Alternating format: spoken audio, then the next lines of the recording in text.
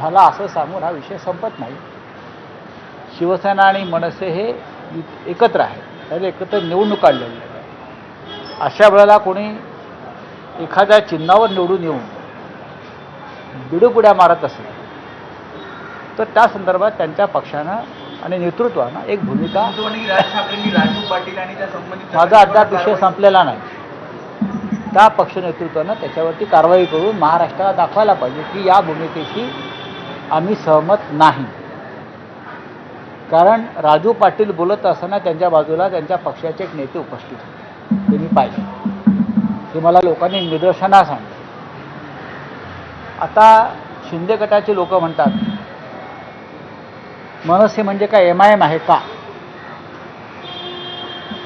नाही, पण आमच्यासाठी आणि महाराष्ट्रासाठी शिंदे गट म्हणजे MIM आहे. मराठी माणसातला MIM बेईमान, महाराष्ट्रद्रोही.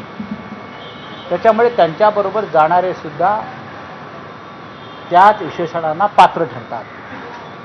सत्ता मिळाली नाही, काही मिळालं नाही म्हणून अशा प्रकारे बेईमानी करणाऱ्यांना महाराष्ट्र माफ करत नाही. तुमची काही व्यक्तिगत कारणं असू शकतात की तेवढा पुरतीच ठेवायला हवी. ईडी आहे काही लोकांच्या मागे, तिकडे तपास यंत्रणा काही लोकांच्या मागे लागल्या असतील ना. पण तुम्ही त्यासाठी कोणीही पक्ष वेठीस धरणं आणि महाराष्ट्राच्या गद्दारांशी हातमिळवणी करणं हे पूर्णपणे चुकीचं आहे. मी स्वतः माझ्यावरती संकट आलं ईडीचं, मी पक्षाला वेठीस नाही धरलं. मी त्या संकटाशी सामना केला. अनेक संकटं माझ्या होते. आजही माझी प्रकृती अत्यंत खराब आहे. मी आता ऑपरेशन थिएटरमधून आलेलो आहे, कळलं. तर कल्याण डोंबिवलीचा विषय उद्धव ठाकरे यांनी अत्यंत गांभीर्याने घेतलेला आहे. राजसाहेबांशी माझी चर्चा झालेली आहे. काही मिळालं नाही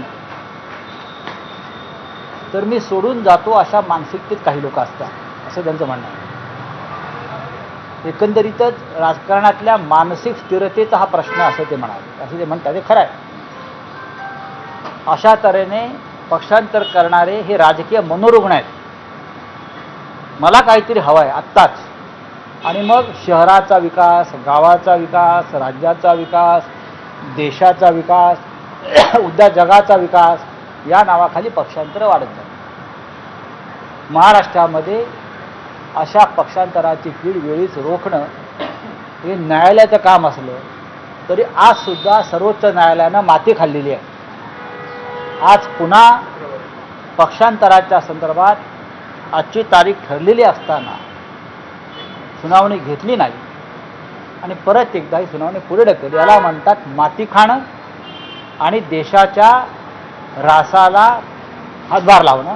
सर्वोच्च न्यायालय ते लावतं. आपके साथ चुनाव लड़ा लेकिन स्थानीय नेतृत्व शिंदे गुट के साथ चला गया है. क्या राज साहब तक इस संदर्भ में बातचीत हुई? मेरी देखिए, राज साहब भी बहुत व्यथित है.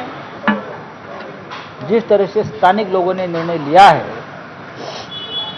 कोई उनके व्यक्तिगत कारणों से, राज साहब का कहना है ये मेरी भूमिका नहीं है, ये मेरी पार्टी की भूमिका नहीं है, स्थानिक निर्णय है. अगर स्थानिक लोगों ने पार्टी के खिलाफ जाकर कुछ निर्णय लिया है भूमिका के खिलाफ, तो उनके ऊपर कठोर एक्शन होनी चाहिए.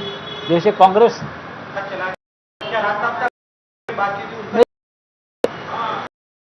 बहुत व्यथित है.